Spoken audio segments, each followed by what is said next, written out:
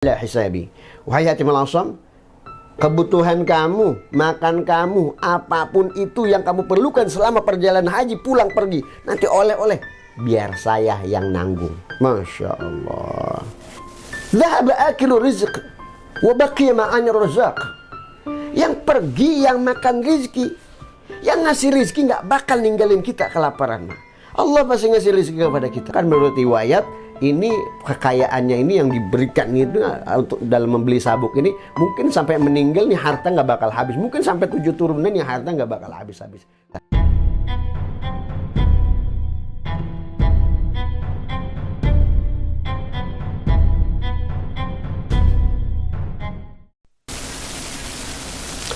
Assalamualaikum warahmatullahi wabarakatuh. Alhamdulillah wassalatu wassalamu ala rasulillah sayyidina Muhammad ibn Abdullah la nabiyya ba'dah. Rabbi syrah li sadri wa yassir li amri wahlul 'uqdatam min lisani yafqahu qawli. Saya Ustaz Hafidz Saifi mengucapkan terima kasih kepada yang mendukung channel ini. Alhamdulillah, jangan lupa like, share dan subscribe. Pada hari ini kita akan bercerita tentang seorang ulama yang karismatik, seorang waliullah. Ulama ini setiap kali datang musim haji dia selalu menangis. Anggaplah dia kalau sudah melewati Syawal, menginjak bulan Dzulqa'dah menuju Dzulhijjah, ini selalu setiap hari dia nangis. Sampai anaknya yang umur 5 tahun nanya sama ini bapak, "Ya bati lima tabki, ya bi lima tabki." Wahai bapakku, kenapa engkau selalu nangis? Kenapa bapak? Cerita sama saya, kata anaknya. Kemudian sang ayah ini dengan tetesan air mata bercerita kepada anaknya. Beliau ada seorang ulama yang bernama Hatim Al-Asam. Hatim Al-Asam ini adalah seorang ulama yang karismatik. Nanti kita jelaskan di part selanjutnya kenapa disebut gelar Al-Asam. Nah, singkat cerita, ini anaknya ini yang umur 5-6 tahun, yang umur 5-6 tahun ini nanya, "Bapak kenapa selalu nangis?"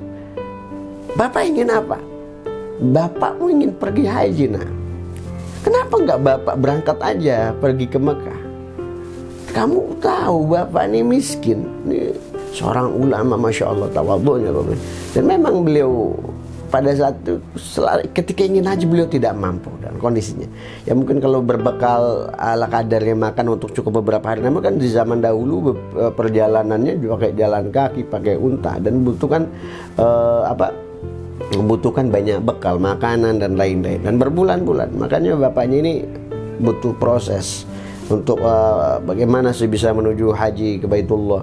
Kemudian si anak yang umur 5 tahun ini menyatakan kepada ayahnya ini, "Imshi wa tawakkal 'ala Allah." Udah bapak berangkat aja ke Mekah. Tawakkal 'ala Allah. Tawakal kepada Allah. Saya bapak bisa saja menahan lapar di tengah perjalanan kalau bekal bapak habis menuju Baitullah. Tapi bagaimana dengan ibumu, nak? Siapa yang ngasih makan ibumu? Nanti ibumu marah-marah. Yang ngasih makan kamu, yang nyari duit buat kamu siapa? Imshi wa tawakkal 'ala Allah. Udah bapak berangkat aja, tawakal sama Allah. Biar urusan ibu nanti saya yang ngerayu.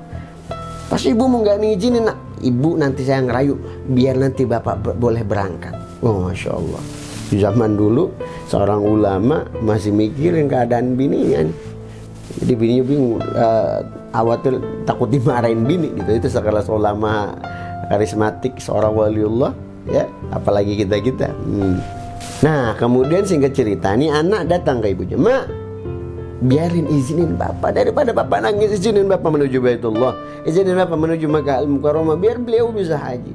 Kasihan bapak." Akhirnya, nanti kamu gimana? Maka yang nyari nafkah siapa? Udah sana, udah izinin aja bapak, dirayu amanah. Akhirnya Hatim Al-Asam ini diizin kalau istrinya berangkat dengan bekal seadanya. 1 hari 2 hari mungkin masih bisa ada bekal makan.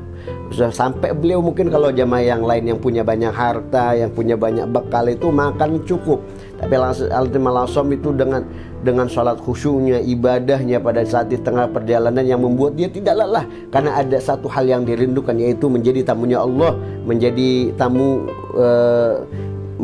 yang kenapa dia bisa kuat, karena dia mau ke Makkah, karena dia mau ziarah ke makam Rasulullah SAW. Suatu ketika Hatim Al-Asam ini di tengah perjalanan ya sudah mulai merasakan lapar dan bingung, nanti saya mau makan di sana gimana. Kemudian ketika kebutuhan makan saya di Mekah bagaimana, kebutuhan perjalanan saya di sana kayak gimana. Sedangkan pada saat itu Hatim al-Asam memang dengan kondisi nekat untuk berangkat pergi ke Baitullah. Suatu ketika di tengah perjalanan, sang pemimpin kafilah daripada rombongan tersebut yang ingin berangkat haji, menurut riwayat tersengat binatang. Ada yang mengatakan tersengat kalajengking. Akhirnya ketika itu dikumpulkan tabib-tabib atau dokter-dokter untuk menyembuhkan ini pimpinan kafilah yang saudagar kaya luar biasa. Dikumpulin, nggak ada yang bisa. Kemudian ini orang udah pasrah. Mungkin siapa di antara kalian orang yang paling soleh dan paling khusyuk ibadahnya? Siapa tahu doa di antara kalian ini yang paling khusyuk ibadahnya bisa menyembuhkan gigitan daripada penyakit yang saya derita ini. Kemudian datanglah ada satu orang yang paling khusyuk. Beliau adalah Hatim al-Asam. Beliau di mana? Di belakang. Kenapa di belakang? Kata ketua rombongan tersebut. Kemudian dimintakan doa, dimintain air kepada Hatim al-Asam, didoakan Hatim al-Asam, diberikan air tersebut. Kemudian sembuh akibat doa Hatim al-Asam. Ketika ini pimpinan rombongan ini sembuh, Masya Allah, gembira tuh pimpinan rombongan. Sehingga saking girangnya, ya Allah, ini orang sudah nyelamatin saya karena doanya orang soleh, seorang yang dekat dengan Allah, dikabulkan. Kemudian pemimpin kafilah tersebut menyatakan kepada Hatim al-Asam, Hatim al-Asam, nafaqatuka ayaban wa dhihaban ala hisabi. Wahai Hatim al-Asam, kebutuhan kamu, makan kamu, apapun itu yang kamu perlukan selama perjalanan haji pulang pergi, nanti oleh-oleh biar saya yang nanggung. Masya Allah. Mendengar hal itu, Hatim al-Asam ketika mendengar dari pimpinan kafilah tersebut bahwa pimpinan kafilah tersebut akan menanggung semua kebutuhan haji dia, baik itu iyaban wa dhihaban ala hisabi, semua kebutuhannya, mungkin baik itu makanan, kemudian sangan, pangan, pakaian mungkin, dan mungkin oleh-olehnya mungkin ditanggung oleh pimpinan tersebut. Maka giranglah hati al-Asam, merasa bergembira atas nikmat Allah yang Allah berikan, atas keanugerah Allah yang luar biasa. Semua kebutuhan dia selama haji ke Baitullah, ongkosnya semua ditanggung oleh pimpinan kafilah tersebut. Kemudian saking girangnya, Hatim al-Asam berdoa kepada Allah, Allahumma inna hadza tadbiruka li farini tadbiruka li ahli baiti. Ya Allah, ini adalah keagunganmu yang kau tunjukkan kepada saya, maka dari itu alhamdulillah saya sekarang semua kebutuhan saya ketika haji, ongkos, oleh-oleh semuanya sudah ditanggung. Maka tunjukkan kebesaranmu untuk keluargaku. Saya takut keluargaku nanti di rumah sana kelaparan. Kemudian setelah di perjalanan, tengah perjalanan 1 hari, 2 hari, 3 hari, nah mulai ternyata di keluarganya sehari, 2 hari, 3 hari itu mulai merasakan kelaparan. Lapar luar biasa dan sangat dahsyat. Sampai ibunya nangis kepada anaknya, marah-marah sama anaknya. Wahai anakku, kenapa engkau ngizinin bapak pergi ke Baitullah? Gara-gara kamu ngizinin bapak ke Baitullah, kita mau makan apa, nak? Kita hampir mati, nak, lapar, nak. Coba kalau kamu gak izinkan bapakmu pergi ke Baitullah, mungkin kita bisa makan hari ini, nak. Yang kita sisa cuma air putih. Mau makan apa? Kalau besok kita nggak bisa makan bagaimana? Kemudian anaknya mendengar kalimat itu dari ibunya, aku mulai tahun ini ketawa. Hahaha, kata dia, ibu nih, kenapa kamu ketawa, nak? Kita ini mau mati, kenapa kamu ketawa? Ibu, bapak itu yang makan rezeki atau pemberi rezeki? Bapak itu akil rezeki, amir rozak. Bapak itu pemakan rezeki atau pemberi rezeki? Bapak itu sama seperti kita, nak. Yaitu akil rizki, memakan rizki. Apa jawaban anak ini? Ibu nggak usah panik. Bapak itu kan pemakan rizki. Dhahaba akilu rizq wa baqiya ma'anya razaq. Yang pergi yang makan rizki, yang ngasih rizki nggak bakal ninggalin kita kelaparan, mak. Allah pasti ngasih rizki kepada kita. Ini anak umur 5 tahun dan saya dan orang tuanya model gitu. Kemudian mendengar jawaban dari anak tersebut, tak lama kemudian ketika menahan lapar, ada seorang sultan ataupun raja pada saat itu dan melalui rihlatus shayd, habis memburu.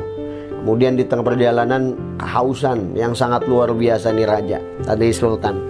Di tengah daripada itu ketemulah satu rumah, yaitu rumahnya Hatim al-Asam. Kemudian diketuk pintu, Assalamualaikum. Waalaikumsalam. Ibu, saya minta air untuk raja yang sedang kehausan dahaga luar biasa. Kemudian mendengar itu, ya Allah, ini sisa cuma yang ada di rumah cuma air, diminta pula. Waduh, mau nggak mau, karena yang minta raja dia nggak bisa nolak. Diberikanlah itu air minum. Nah, udahlah, lenyap lah, intinya nggak ada apa-apa lagi tuh di makanan mungkin. Akhirnya diambil tuh air minum, dibawa oleh utusan raja tersebut, diberikan kepada sang sultan tersebut. Ketika diminum, lepas dahaganya, ngerasa sejuk. Ini air sejuk sekali. Ini air dari mana? Air dari rumahnya Hatim al-Asam. Mana Hatim al-Asam? Pergi haji ke Baitullah. Terus keluarganya ada. Akhirnya si raja datang ke rumah Hatim al-Asam dan ketuk kepada keluarganya. Kemudian datang kepada keluarga Hatim al-Asam, menyatakan ucapan terima kasihnya. Gara-gara air yang diberikan tersebut, Masya Allah, dahaganya hilang. Beliau hampir kehausan yang sangat dahsyat. Kemudian saking senangnya nih raja, karena ngelepas dahaga, yang hampir mati kehausan dia, karena diberikan air kepada keluarga Hatim al-Asam. Kemudian saking ucapan terima kasihnya, saking kasihnya kepada keluarga Hatim ini, keluarga Hatim al-Asam mungkin makan apa gitu dalam pikirannya. Kemudian ketika saking senangnya itu raja, itu nyopot sabuknya. Mungkin menurut riwayat ini sabuknya ini ada berlian, ada batu-batu mahal, dicopot. Mungkin terbuat dari emas, wallahu alam. Ini pokoknya sabuk mahal sang raja, sabuk raja zaman dulu biasanya emas ya. Ini dicopot tuh sabuknya, diberikan kepada keluarga Hatim al-Asam. Kemudian sang raja tersebut menginstruksikan kepada para menteri. Menurut riwayat, wow, Masya Allah banyak. Ada yang mengatakan itu puluhan menteri, ada yang 40 menteri, wallahu alam. Pokoknya menteri-menteri yang ikut tersebut atau rombongan raja tersebut disuruh oleh raja. Siapa yang cinta kepada saya, siapa yang menghormati atas kedudukan saya, siapa yang menghormati atas jabatan saya, falyakhlaq min aqatuh. Siapa yang menghargai saya, tolong copot sabuk-sabuk kalian, berikan kepada keluarga Hatim al-Asam. Masya Allah, itu sabuk-sabuk yang mahalnya luar biasa diberikan kepada keluarga Hatim al-Asam, luar biasa. Kemudian ketika sudah diberikan semua, ada saudagar kayak, ya udah, ini sabuk daripada ibu simpan kan nggak mungkin kan ibu buat apa, udah saya beli semua sabuk yang diberikan oleh raja tersebut. Akhirnya dikembalikan lagi kepada raja dan kemudian dibeli sesuai dengan nominal luar biasa. Bahkan menurut riwayat ini kekayaannya ini yang diberikan itu untuk dalam membeli sabuk ini, mungkin sampai meninggal nih harta nggak bakal habis, mungkin sampai 7 turunan yang harta nggak bakal habis-habis. Kehebatannya luar biasa orang yang ikhlas. Kemudian anak ini nangis mendengar itu. Ini anak nangis, mendapatkan rezeki yang sangat banyak yang mungkin 7 turunan nggak bakal habis. Ini anak nangis. Kemudian ibunya menyatakan kepada anaknya, Amru ya ajib ya binti, kamu itu aneh anakku. Giliran kita mau mati kelaparan kamu ketawa. Giliran kita mendapatkan rezeki, farajallahu anna, Allah sudah membahagiakan kita dengan memberikan rezeki kepada kita. Kenapa kamu nangis? Giliran kita mau mati kamu ketawa, giliran kita mendapatkan rezeki yang berlimpah kamu nangis. Kenapa kamu ini aneh? Ibunya ngomong kayak gitu. Kemudian anaknya bilang kepada ibunya, ya hadzal abd, ini cuma seorang hamba, alladzi la yamliku nafsan wala darran wala mautan wala hayatan wala nusyuran. Seorang hamba yang biasa-biasa aja, seorang manusia yang seperti kita. Nadhara ilaina, gara-gara ngelihat kasihan kepada kita dengan satu kebaikan yang kita berikan, cuma kita ngasih air doang kepada orang tersebut. Satu kebaikan yang kita berikan kepada orang tersebut, kepada seorang hamba, memberikan harta 7 turunan mungkin gak bakal habis. Sampai kita mati pun ini harta gak bakal habis, gara-gara cuma satu kebaikan. Lau nadhara ilaina rahman Fakaifa law nadhara ilaina rahman. Lalu bagaimana kalau pandangan kasih sayang Allah, pandangan rahmah Allah memandang wajah kita? Mungkin lebih dari itu yang kita dapatkan, wahai ibuku. Masya Allah. Itulah kehebatan orang-orang yang saleh,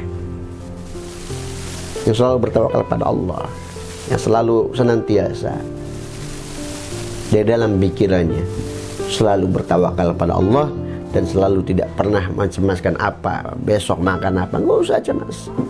Semut pun yang binatang kecil rezekinya ditanggung oleh Allah, apalagi kita manusia. Wa ma min dabbatin fil ardi illa 'ala Allah rizquha. Tidak ada satu binatang ataupun di muka bumi yang rezekinya ditanggung oleh Allah, apalagi manusia. Sudah pasti manusia akan selalu diberikan rezeki oleh Allah Subhanahu wa taala. Semoga kajian ini bisa bermanfaat dan bisa memberikan kita hikmah daripada semangat untuk lebih lagi bertawakal pada Allah. Wal 'afu minkum. Wassalamualaikum warahmatullahi wabarakatuh.